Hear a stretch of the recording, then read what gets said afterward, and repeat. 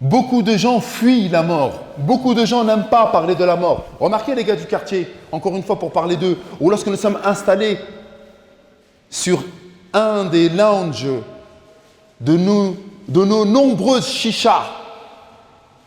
Vous allez parler de quoi lorsque vous êtes dans une chicha? Vous allez dire, ouais, il y a la mort. Est-ce que vous allez parler de la mort, s'il vous plaît? Ou lorsque vous êtes en train de regarder un match de foot, etc., vous allez parler du sujet gore, de la mort? Ou lorsque vous êtes en train de faire un haram, du haram, lorsque vous êtes en train de faire un acte illicite, est-ce que vous allez parler de la destructrice des plaisirs? Non, vous n'allez pas en parler. Pourquoi? Parce que justement, c'est elle qui détruit les plaisirs. C'est elle qui détruit l'ambiance. C'est elle qui détruit la bonne ambiance, justement. إن الحمد لله نحمده ونستعينه ونستهديه ونستغفره ونتوب إليه ونعوذ بالله من شرور أنفسنا ومن سيئات أعمالنا من يهده الله فلا مضل له ومن يضلل فلا هادي له وأشهد أن لا إله إلا الله وحده لا شريك له وأشهد أن محمدا عبده ورسوله وخليله وحبيبه صلوات الله عليه وعلى آله وصحبه ومن تبعه بإحسان إلى يوم الدين فإن أصدق الحديث كلام الله جل في علاه وخير الهدي هدي سيدنا محمد صلى الله عليه وسلم وشر الأمور محدثاتها وكل محدثة بدعة وكل بدعة ضلالة وكل ضلالة في النار يا أيها الناس اتقوا ربكم الذي خلقكم من نفس واحدة وخلق منها زوجها وبث منهما رجالا كثيرا ونساء واتقوا الله الذي تساءلون به والأرحام إن الله كان عليكم رقيبا يا أيها الذين آمنوا اتقوا الله وقولوا قولا سديدا يصلح لكم أعمالكم ويغفر لكم ذنوبكم ومن يطع الله ورسوله فقد فاز فوزا عظيما رب اشرح لي صدري ويسر لي أمري واحلل عقدة من لساني يفقه قولي ما بعد. Après avoir loué Allah Jalla fi'ulah par ses noms les plus beaux et ses attributs les plus parfaits, et après avoir fait les prières et les bénédictions sur notre bien-aimé, le prophète de l'islam, Muhammad ibn Abdullah, après avoir déclaré que celui qu'Allah Jalla fi'ulah a guidé, alhamdulillah, il ne sera plus jamais égaré. Par contre, malheur à celui qu'Allah Jalla fi'ulah a égaré, car ce dernier ne sera plus jamais guidé. Je suis très heureux d'être parmi vous ce soir, ou cet après-midi, parce que les journées elles sont extrêmement courtes. Je remercie infiniment la mosquée de Chevilly-la-Rue de m'avoir invité. Ils m'avaient dit qu'ils avaient un pôle pour pouvoir parler aux jeunes. Et sincèrement, moi les jeunes, je les apprécie particulièrement. Pourquoi? Parce que vous avez le courage de vivre selon vos désirs. Vous avez le courage de mettre en application ce dont vous pensez être juste. La jeunesse était particulièrement appréciée par le prophète Muhammad salawatullahi alayhi. Et donc lorsque vous êtes jeune, vous avez, masha'Allah, le futur, l'avenir devant vous. Et vous savez très bien que l'on construit le futur et surtout les futures générations avec la jeunesse. Donc lorsqu'ils m'ont dit que masha'Allah, ils avaient un pôle jeunesse, j'ai dit quelle excellente chose. C'est le véritable investissement qu'il faut faire justement. Et en même temps, cette même jeunesse se retrouve dépourvue d'un aspect primordial. Cette fougue, ce dynamisme que l'on rencontre chez les jeunes est à double tranchant. Soit ils vont le mettre au service de l'islam et des musulmans, et donc ça va servir, masha'Allah, tabarakallah, pour votre vie présente et pour votre futur, ou soit justement parce que vous êtes enivré du pouvoir de la jeunesse, de cette force et de cette fougue, au point où vous avez oublié qu'il fallait construire un futur, mais je ne parle pas d'un futur terrestre, mais du véritable futur, al-akhirah, de l'autre côté. Mais lorsqu'on est jeune, on n'y pense pas. De quoi il me parle, lui, la mort? Laisse-moi tranquille. T'as pas vu comment je suis sur le terrain de foot? Tu m'as pas vu comment je suis, masha'Allah, plein d'énergie? Tu m'as pas vu, masha'Allah, tabarakallah, comment je suis en train d'assurer? Comment je peux monter les escaliers? Comment je peux passer, masha'Allah, 24 heures sans dormir et je suis à l'aise? De quoi tu me parles? Tu me parles de la mort. Et alhamdulillah, rabbil alamin, justement, les jeunes sont les premiers à écouter et à mettre en œuvre les éléments nécessaires pour qu'ils puissent écouter ce discours. Car toute l'après-midi, nous allons parler de la destructrice des plaisirs, à savoir la mort. Et vous savez très bien qu'il ne faut pas parler de ces choses-là. Parce que dès qu'on dit, ouais, on va parler de la mort, ah, mais t'es gore, toi. Pourquoi tu nous parles de la mort? Eh frère, vis ta vie, arrête de nous prendre la tête. Eh, ba'id char. Eh, de quoi tu nous parles? Tu nous parles de la mort, là, c'est quoi? On n'a pas besoin de ça, nous. Laisse-moi, entre guillemets, kiffer la vie. C'est pas maintenant la mort. Et pourtant, la mort est un sujet primordial dans notre existence pour pouvoir justement essayer de nous établir dans cette dunya. Et là, vous vous dites, mais c'est paradoxal. C'est même antinomique ce qu'il est en train de dire.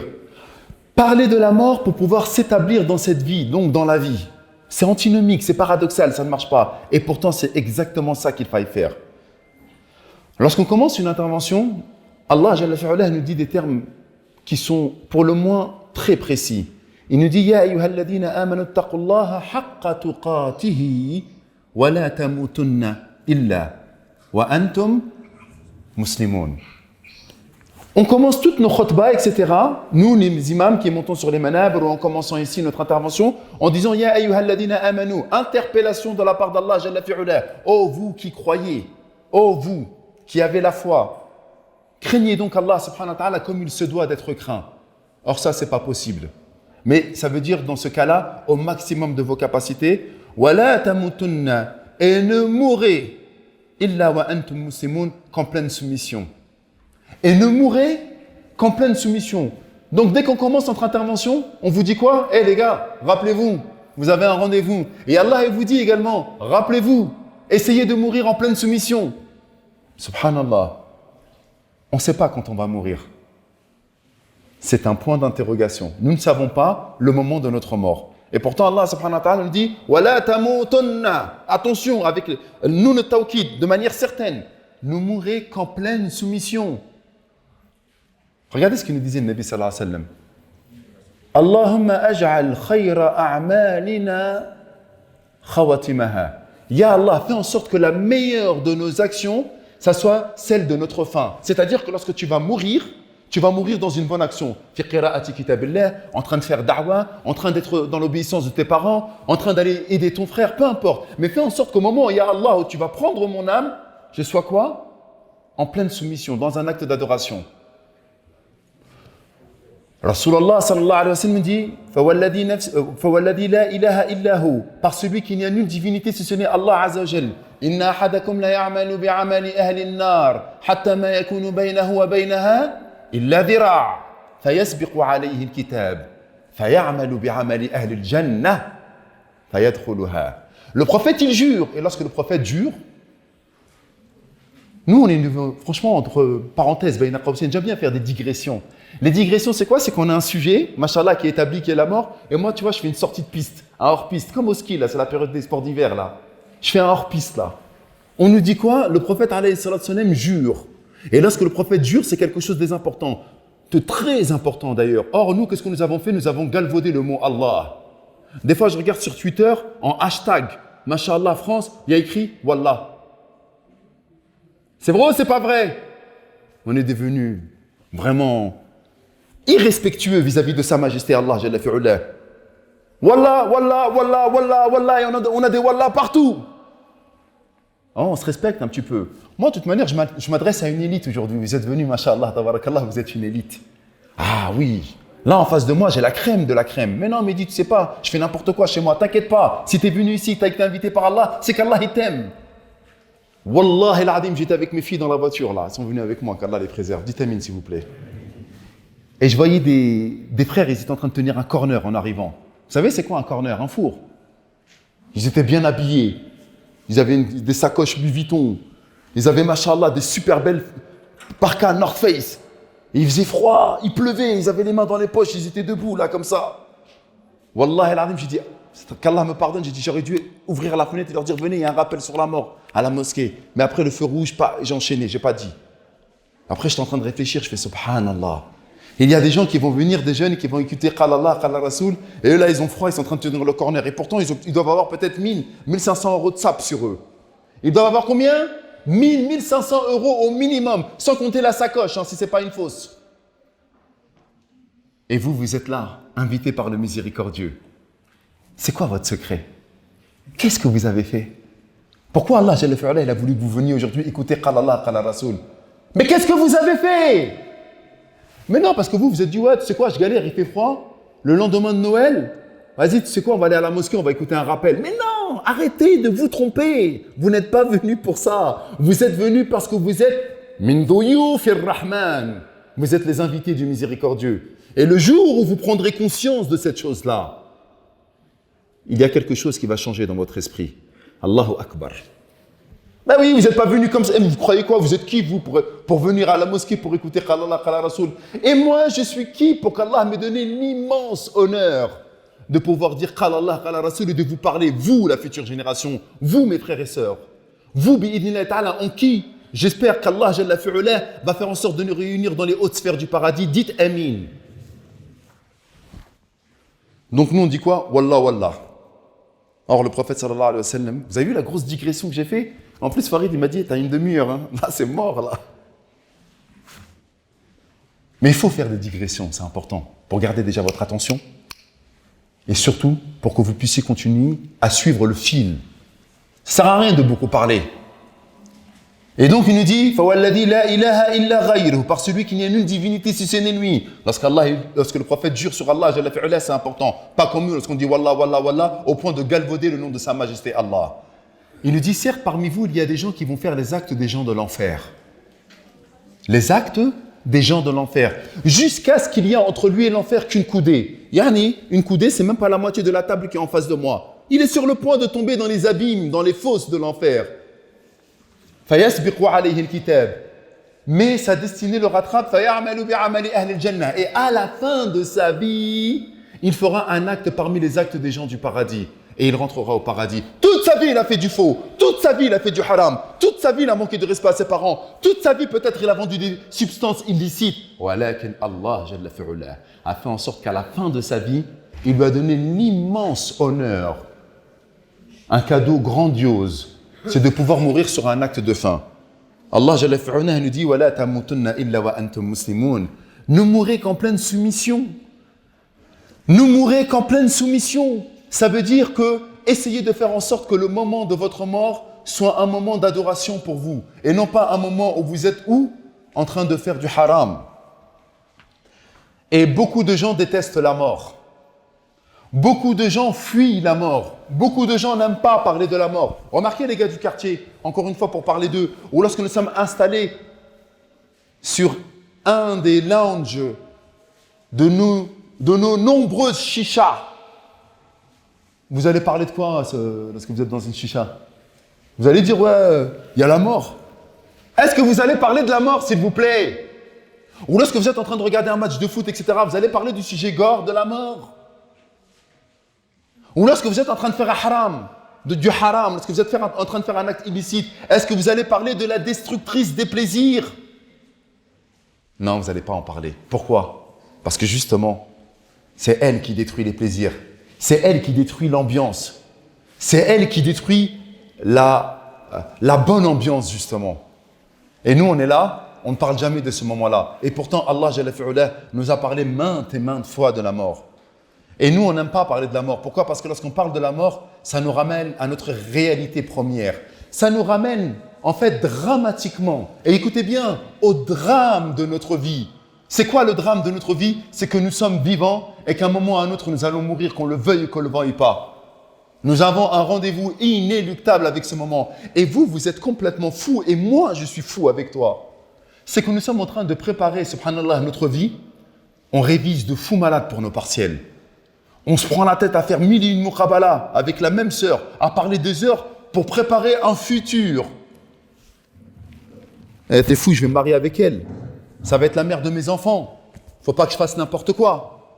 Et donc tu vas te prendre la tête avec elle. Ou la sœur avec le frère. En espérant, bi'idhnillah ta'ala quoi? Avoir une femme qui va être honorable pour vos futurs enfants. Et pareil, les sœurs, elles espèrent un homme qui va être honorable pour ses futurs enfants. Et on va faire beaucoup de préparations pour des choses mondaines qui ont attrait à la vie d'ici-bas. Et donc qui sont confinées dans le temps, qui sont vraiment précisées dans le temps. Mais on ne prend jamais de temps, subhanallah, réel, pour essayer de quoi? De se rapprocher d'Allah, Jalla fi'ala. pour essayer de préparer un moment où ça ne s'arrêtera plus jamais, à savoir qui est l'akhira. Allah Jalla fi'ala dit قل إن الموت الذي تفرون منه فإنه ملاقيكم. Allahu Akbar. Certes, la mort que vous êtes en train de fuir, que vous le vouliez et que vous ne le vouliez pas, elle va vous atteindre. Et donc, on a un logiciel dans notre cerveau qui fait en sorte qu'il faut qu'on oublie la mort. Remarquez, à chaque fois, vous allez faire en sorte d'oublier la mort. Et qu'est-ce qui se passe lorsqu'on va essayer d'oublier la mort? On va oublier donc quoi? Yawmul Qiyamah. Et donc, lorsqu'on oublie Yawmul Qiyamah, on oublie le rendez-vous avec Allah Jalla fi'ula. Et si on oublie le rendez-vous avec Allah Jalla fi'ula, c'est qu'on oublie notre masir, notre destinée. Allahumma fil jannah ou Allahumma fil nar. Ô Seigneur, soit c'est dans le paradis, ou ô Seigneur, soit c'est dans l'enfer. C'est tout ça qu'on est en train d'oublier avec la première étape qui est la mort. Et c'est pour ça qu'on ne pense pas à la mort. Et c'est pour ça qu'on ne veut pas penser à la destructrice des plaisirs. On se dit toujours, non, c'est pas pour moi, c'est pas pour moi. Et donc, lorsque, des fois, on est tellement mal dans notre vie, parce que notre cœur, il a besoin d'être nourri par la nourriture céleste. Qu'est-ce qu'il fait? Eh bien, on cogite. Et lorsqu'on cogite, regardez bien, lorsqu'on cogite, qu'est-ce qui se passe? Forcément, on va commencer à penser à la mort. Remarquez, lorsque vous cogitez, vous êtes tout seul, on pense à la mort. Et qu'est-ce qu'ils font, nos petits frères et nos petites sœurs? Elles sont en train de quoi? Allez, que je te roule un petit joint pour oublier, subhanallah, cette fin inéluctable qui m'attend. Allez, je vais aller commencer à m'asseoir avec les frères, on va penser à autre chose. À chaque fois, on est obligé d'aller dans le haram de plus en plus, pour oublier ce moment incroyable qui l'attend. Regardez ce que je viens de dire, ce moment incroyable, parce qu'on ne veut pas y croire. Et pourtant, wallah al-azim, que je n'ai jamais vu une chose plus réelle que si ce n'est la mort. Tellement elle est réelle, Allah Jalla fi'ala, il n'a pas appelé la mort, mais il l'a appelé yaqin. Lorsqu'il a ordonné à son prophète, alayhi salatu salam, wa'abud rabbaka hatta ya'tiyakal yaqin. Et adore ton Seigneur jusqu'à ce que la certitude te parvienne. Or, la certitude ici, c'est quoi? C'est la mort. Écoutez, pourquoi Allah il appelle ça la certitude? Pourquoi Allah subhanahu wa ta'ala, il utilise harf al-tawkid pour parler de la mort et toutes ces choses-là? Pourquoi? Parce qu'il nous rappelle dans son livre où chaque lettre, chaque haraka, chaque phrase, chaque verset est soigneusement consigné pour que ça puisse être quoi? Des outils, des instruments pour pouvoir gérer notre vie. Or nous, la parole d'Allah, on l'a mis de l'autre côté. On l'a mis de côté, on n'en a plus rien à faire. Allah Jalla fi'ala nous a dit quoi? Chaque mot est important. Il lui a dit wa'bud rabbaka hatta ya'tiyakal yaqin. Et adore ton Seigneur jusqu'à ce que la certitude te parvienne. La mort, c'est une certitude, mes frères. Et nous, on l'a oublié, on l'a mis de côté. Regardez ce que nous dit Allah subhanahu wa ta'ala. Est-ce que vous pensez que vous n'avez pas rendez-vous avec ce moment inéluctable qui est votre mort? Allah Jalla fi'ala nous dit encore, et c'est un verset, depuis tout à l'heure je cite que des versets. Kullu nafsin dha'iqatul maut. Chaque âme va goûter amèrement à la mort. La mort est amère. Sakaratul maut, les affres de la mort, l'agonie de la mort, c'est pas facile. Et certes, tout ce que vous allez avoir fait comme action, vous allez les présenter yawm al-qiyamah. Parce que lorsqu'on dit mort est égal jour du jugement dernier. Mort est égal fin des actions. فَمَنْ زُحْزِحَ عَنِ النَّارِ. Quant à celui qui aura traversé le pont de l'enfer, alhamdulillah, qui aura été épargné de l'enfer, زُحْزِحَ عَنِ النَّارِ. On l'aura sauvé de l'enfer. وَأُدْخِلَ الْجَنَّةِ. Et qu'on l'aura fait entrer au paradis, فَقَدْ فَازَ. Il aura reçu véritablement le succès. وَمَا الْحَيَاةُ الدُّنْيَا إِلَّا مَتَاعُ الْغُرُورِ. Et la vie d'ici-bas n'est qu'une jouissance trompeuse. En d'autres termes, la vie d'ici-bas n'est qu'un mensonge éhonté. La vie d'ici-bas, c'est quelque chose qui est complètement faux. Regardez, je me suis assis tout à l'heure, et là, ça va faire pratiquement peut-être une dizaine de minutes que je suis en train de parler, une quinzaine de minutes que je suis en train de parler. Si je vous disais le passé, est-ce que vous pouvez revenir au moment où je me suis assis, que je vous ai regardé, que j'avais fait l'introduction, wallah, et que vous ne reviendrez plus jamais au passé? Qui a perdu un proche parmi vous? Qui lève la main, s'il vous plaît? Qui a perdu quelqu'un qui l'a vu mourir? Qui a vu un mort? Qui a déjà vu un mort de ses yeux? Levez la main, ceux qui ont vu les morts de leurs yeux. Levez la main! Donc il n'y en a pas beaucoup en fait, on est à peine, c'est très éparpillé. Qui a vu un proche à lui mourir, il lève la main. Un proche, quelqu'un avec qui il restait, il parlait, il discutait. Regardez à droite, à gauche les frères. Regardez, il n'y en a pas beaucoup. Regardez, vous avez vu? Il n'y en a pas beaucoup. Pourquoi je vous ai posé cette question? Pourquoi je vous ai posé cette question? Là, je m'adresse à ceux qui ont vu justement ces morts. N'étaient-ils pas avec nous? Ils ne plaisantaient pas avec nous? Ils ne mangeaient pas avec nous? Ils n'avaient pas, subhanallah, une vie qui était large? N'étaient-ils pas pleins d'espoir, de projets dans leur vie? Et regardez, subhanallah, ils sont morts. Wallahi al-adim, si vous voyez wahshatul qabr, si vous voyez la pénombre, le propre, les ténèbres de la tombe. Regardez, nous, à Mashallah, la mosquée, elle est large. On peut se mouvoir, on a de l'espace. Eux, ils sont dans un sandouk, dans une box, dans un cercueil, et ils sont entourés de terre de toutes parts. Et wallah, qu'ils mangeaient, qu'ils buvaient, qu'ils parlaient avec nous. Eux, vous leur parlez du passé, c'est qu'un sombre souvenir. C'est quoi le passé? Et mashallah, tabarakallah, la Seigneur les a récité. Kam labithtum adada sinin. On leur pose la question lorsqu'on va les ressusciter yawm al-qiyamah. Et il nous l'a récité, mashallah, Cheikh Ayoub, juste avant. Kam labithtum adada sinin. Combien d'années êtes-vous restés sur terre? Regardez la question qu'on leur pose. Les morts répondent Qalu labithna yawman aw ba'da yawm. Nous sommes peut-être restés une journée ou une partie de la journée. Allah Jalla fi'ala dit fas'al al-'adin. Demandez à ceux qui ont compté. Nous savons exactement combien nous sommes restés. Regardez comment le temps il passe extrêmement vite. Tic, tac, tic, tac, tic, tac. Depuis tout à l'heure, je suis en train de parler. Chaque inspiration et chaque expiration que nous sommes en train de faire, vous et moi en même temps, nous ramène inéluctablement vers ce rendez-vous qui est la mort. Mais on n'en a strictement rien à faire. Pourquoi tu nous saoules, Mahdi? De quoi tu parles? Le prophète était la personne la plus aimée d'Allah subhanahu wa ta'ala et la plus grandiose création qu'Allah a jamais fait. Et regardez ce qu'il nous dit Allah subhanahu wa ta'ala. Il parle à son prophète Innaka mayyit wa innahum mayyitun. Il dit à son prophète Hey, ya Rasulallah, ô messager d'Allah, ô mon bien-aimé, ô toi la meilleure des créations, tu es certes mort. Innaka mayyit wa innahum mayyitun. Et tout le monde, nous sommes tous morts. C'est-à-dire qu'en fait, on est des morts vivants. Oh, mais qu'est-ce que tu racontes, Mehdi? On n'est pas dans Walking Dead, là. C'est pas de ça dont je suis en train de dire. C'est-à-dire que là, depuis que nous avons fait notre premier souffle de vie, depuis que notre mère nous a accouchés, eh bien, nous sommes voués inéluctablement vers la mort. Chaque seconde qui passe nous mène vers cette inéluctabilité qui est la mort. Innaka mayyit, ça veut dire que toi, Mohammed, ni les gens ne peuvent échapper à la réalité première qui est la mort. Innaka mayyit, tu es mort. Subhanallah, pourquoi tu veux courir? Où tu vas? Qu'est-ce que tu vas ramasser? Qu'est-ce que tu vas acheter? Qu'est-ce que tu vas posséder? Mais qu'est-ce que tu vas faire? Billahi alayk, qu'est-ce que tu vas faire? Moi, franchement, j'aimerais pas être comme ça, tu vois. Il y a des gens, ils sont en train de construire énormément, mais ils ne savent pas que la faucheuse, celle qui va venir nous balayer, elle peut venir n'importe quand. Et là, vous me dites, ouais, mais moi, je fais attention. Et là, je vois en ce moment qu'il y a une mode en ce moment chez les jeunes. Vous savez, c'est quoi? C'est une mode qui fait en sorte qu'on fait beaucoup de sport. Ils mettent les choses dehors, là, et on fait des tractions. Pas de corps. On les voit en train de faire des... Voilà, et je les vois, et les jeunes, ils sont à fond la caisse sur leur corps, là.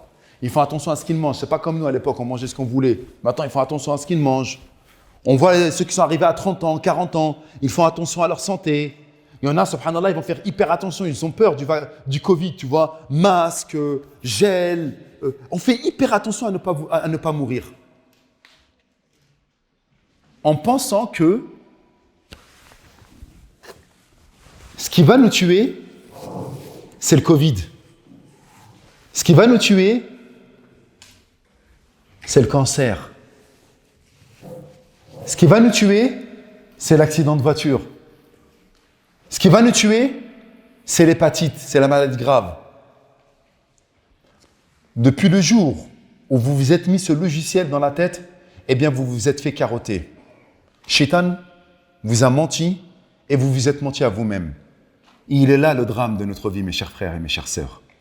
Wallah el-Adim qu'il est là le drame. C'est que ce n'est pas la maladie qui va vous tuer. Ce n'est pas le cancer. Ce n'est pas l'accident.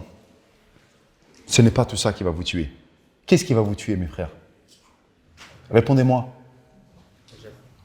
Al-Ajal donc. La décision d'Allah. Donc.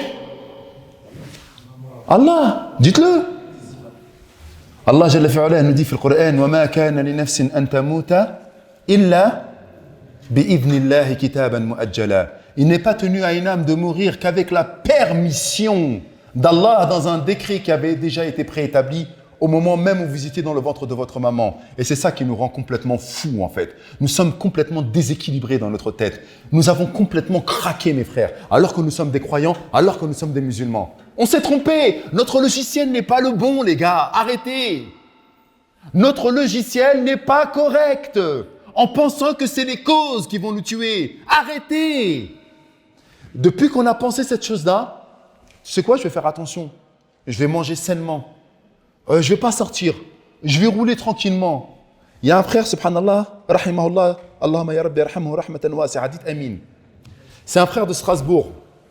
On m'a envoyé la vidéo. Uqsimu lakum billah. 26 ans. Un Français converti, Allahu Akbar. Marié, 3 enfants. Wallahi al-azim, ce que je vous dis, c'est la vérité. Qu'est-ce qu'il est parti? Écoutez, masha'Allah. Il est sorti pour Salat al-Subh. Il venait juste de quoi? De prier Salat al-Subh. Qui en a entendu parler? Lève la main. Masha'Allah. Donc il y en a, masha'Allah, ils suivent. Wallahi al-azim, 26 ans. Il est sorti au Subh. Vous êtes complètement fous, mes frères. Vous avez complètement craqué, en fait. C'est ça notre problème, les jeunes. C'est que vous êtes jeunes, vous pensez que vous avez la vie devant vous, mais vous n'avez pas compris, en fait, que la faucheuse, la mort, la destructrice des plaisirs, elle peut arriver n'importe quand. C'est ça dont on est en train de vous parler, de la destructrice des plaisirs. Wallah al-azim qu'il est sorti et j'ai vu la vidéo, parce qu'on me l'a envoyé la vidéo, et j'ai pas envie de la montrer, parce que c'est pas normal pour vous montrer. Qassaman billah, feu rouge. Son feu, il passe au vert. Il met son clignotant à gauche. Donc, il va passer sur la route de celui qui est en face, qui vient de l'autre côté. L'autre, il est quoi? Feu rouge, n'est-ce pas ou pas? Uqsimu lakum billah, il a respecté le code de la route, il roulait très très bien. Il y en a un, subhanallah, il vient exactement à ce moment-là, et en plus, il le tape côté passager. Mais tellement le choc, il était violent, qu'il est mort sur le coup. Wallah, il a dit que j'ai la chair de poule. Il a respecté le code de la route. Il se levait pour Salat al-Subh. Il était père de 3 enfants. Sa femme l'aimait. Il allait rentrer chez lui. Peut-être qu'elle lui avait préparé un petit déjeuner. Il attendait peut-être de voir ses enfants. Il pensait peut-être qu'il allait embrasser ses enfants. Vous êtes fous. Il savait qu'il allait mourir à ce moment-là? Est-ce qu'il savait qu'il allait mourir à ce moment-là? Il ne le savait pas. Regardez par ici, c'est bon, il est rentré. Regardez par là. Est-ce qu'il savait qu'il allait mourir? Wallah, qu'il ne savait pas qu'il allait mourir. Et pourtant, il est mort. En respectant le code de la route, en faisant Salat al-Subh, en faisant tout ce qui était possible.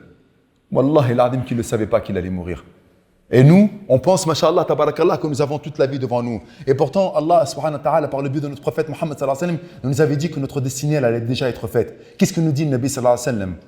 Lorsque nous arrivons au 4e mois dans le ventre de notre maman, Rasulullah sallallahu alayhi wa sallam nous dit Thumma yursalul malak. Ensuite, il va lui envoyer un ange. Chacun de nous a eu ce rendez-vous avec cet ange-là. Thumma yursalul malak.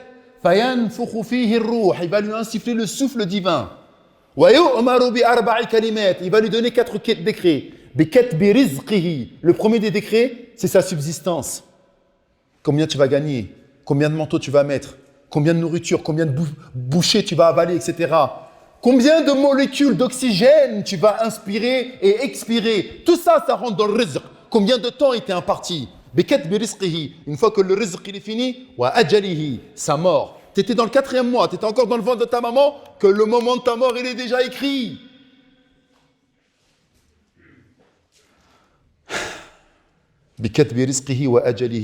Ensuite, ses actions, et s'il allait être heureux ou malheureux. Malheureux, fil jahannam, pardonnez-moi, dans l'enfer, ou bien heureux, fil jannah. Tout ça, ça a déjà été écrit. Donc, s'il vous plaît, ceux qui vont me dire, ouais, il a eu un cancer, il est mort, etc. Regardez notre frère, il a respecté le code de la route. Il était jeune, il n'avait pas de maladie, il n'avait rien. Walakin Allah, Jalla fi'ulah, dans la nuit du destin qui nous a précédés, il avait écrit qu'il devait mourir ce jour-là à la sortie de Salat al-Subh. Lui, au moins, il est mort, masha'Allah, tabarakallah, en sortant de la mosquée. Il avait les anges de la nuit et du jour qui sont venus témoigner qu'il était en train d'adorer Allah, que c'était un serviteur. Combien de nos frères et de nos sœurs, ils font n'importe quoi? Combien? Alors qu'Allah, il a déjà écrit le moment de leur mort. Eux, ils pensent qu'ils vont mourir d'un cancer. ou ils pensent qu'ils vont mourir d'un accident, ou ils pensent qu'ils vont mourir de je ne sais quoi, alors que ça se trouve, ils vont juste être debout, ils vont mourir. Parce qu'Allah, il a décrété que c'était la fin. Mais eux, ils ne se rendent pas compte. Et il est là notre problème, les frères. Parce que vous êtes jeunes, vous vous dites, j'ai encore du temps devant moi. 26 ans, il est mort. Hier, Villeneuve-la-Garenne, on m'a appelé. Vous savez que j'étais imam à la mosquée de Gennevilliers. Il m'a dit, viens, qu'est-ce qu'il y a? Il y a 5 frères qui viennent de mourir. Vous avez entendu parler? Qui a entendu parler d'accident hier? Il lève la main. Voilà, regardez. Mais on va vous le raconter, il n'y en a pas beaucoup. Oqsimu lakum billah, 5 frères. Ils sont dans une voiture. Ils ont tapé un arbre. Lorsqu'ils ont tapé l'arbre, le compteur il était bloqué à 140, pardonnez-moi. Ils étaient à 140 km/h.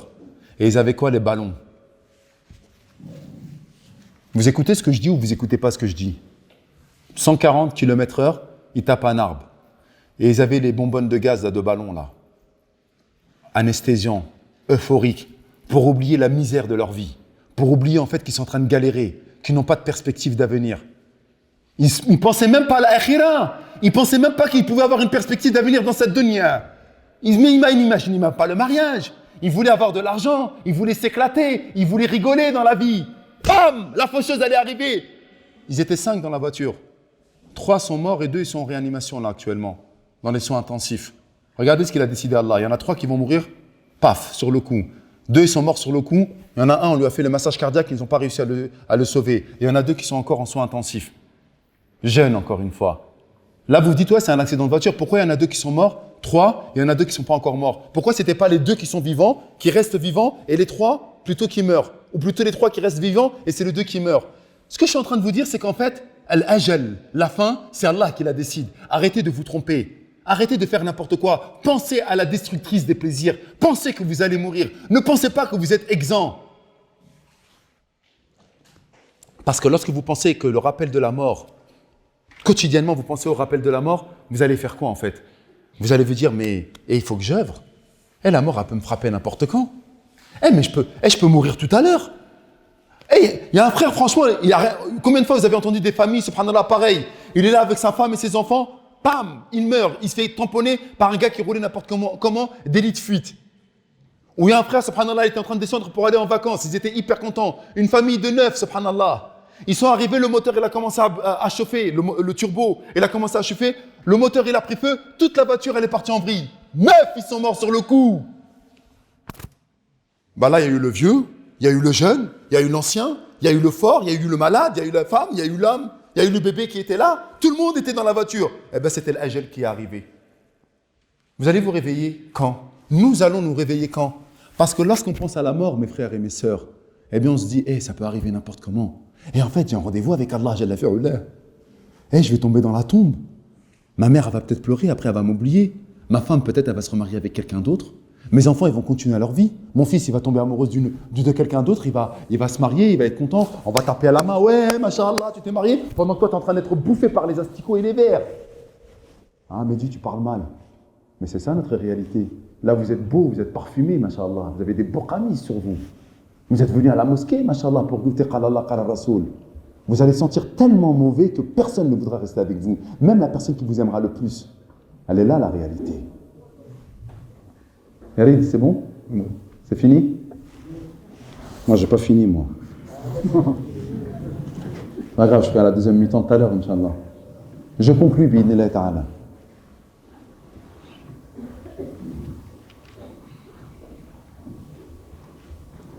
Vous, les jeunes, le fait que vous ne reconnaissiez pas votre fin, c'est un cadeau qu'Allah subhanahu wa ta'ala nous a donné. Le fait qu'on ne sache pas quand nous allons mourir, alhamdulillah. Vous savez pourquoi on dit alhamdulillah? Imaginez, je ne sais pas, moi aujourd'hui on est le combien là? On est le 26 décembre. Imaginez, je vous dis que dans, 22 ans, 6 mois, 3 jours et 7 heures, vous allez mourir. Je vous donne la date de votre mort. Imaginez juste, ça fait une projection que je vais vous donner la date de votre mort là. Vous allez savoir exactement quand vous allez mourir. Est-ce que vous allez être encore heureux dans votre vie ou pas, les frères? Répondez-moi s'il vous plaît, parce que là vous êtes en train de dormir. Qui a dit oui? C'est qui le mytho qui a dit oui? Lève la main, assume. Masha'Allah. Pourquoi tu vas être heureux? Très bien, mais le fait qu'on ne sache pas quand on va mourir, le fait que tu saches que tu vas mourir, Tu as vu là, tu vas peut-être pouvoir construire une maison, tu vas peut-être pouvoir tes enfants se marier, tu vas vouloir faire peut-être pas mal de choses dans ta vie, tu vois. Mais le fait que tu saches exactement quand tu vas mourir, est-ce que tu vas initier des projets ou pas? Donc ta vie, elle est déjà gâchée. Alors que le fait qu'on ne sache pas quand on va mourir, on va initier des projets et on va faire des projections dans cette vie. Donc le fait qu'on ne sache pas quand on va mourir, c'est un cadeau. Mais ça peut être un cadeau empoisonné. Pourquoi également? Parce qu'on pense qu'on va être éternel. Et qu'on va jusqu'à la fin de notre jour penser que c'est pas maintenant, c'est pas maintenant. Remarquez, il y a des vieux, subhanallah, qui arrivent à 65 ans, 70 ans, et qu'est-ce qu'ils sont en train de faire? Ils pensent toujours à acheter encore des oliviers, ils pensent encore à acheter des terrains, ils pensent encore à acheter une maison, ils pensent encore à faire du business. Ya Ammi, t'as 70 ans, arrête! T'es au crépuscule de ta vie, c'est fini là maintenant. Pense à préparer ta véritable retraite à l'akhira. Commence à préparer l'akhira. Non, parce qu'encore une fois, il ne sait pas quand il va mourir. Et donc, on ne doit pas se faire carotter par rapport à ça. Il faut faire très très attention par rapport à cela, de faire en sorte que le fait qu'on ne connaisse pas la date de notre mort, ok, c'est une bonne chose pour nous permettre de vivre. Mais on n'oublie pas que la faucheuse, qu'on ne sait pas quand nous allons mourir, et que c'est Allah Jalla fi'ala qui donne la date de notre fin et non pas les causes. أقول ما تسمعون وأستغفر الله لي ولكم من كل ذنب وخطيئة فاستغفروه إنه هو الغفور الرحيم ولا حول ولا قوة إلا بالله العلي العظيم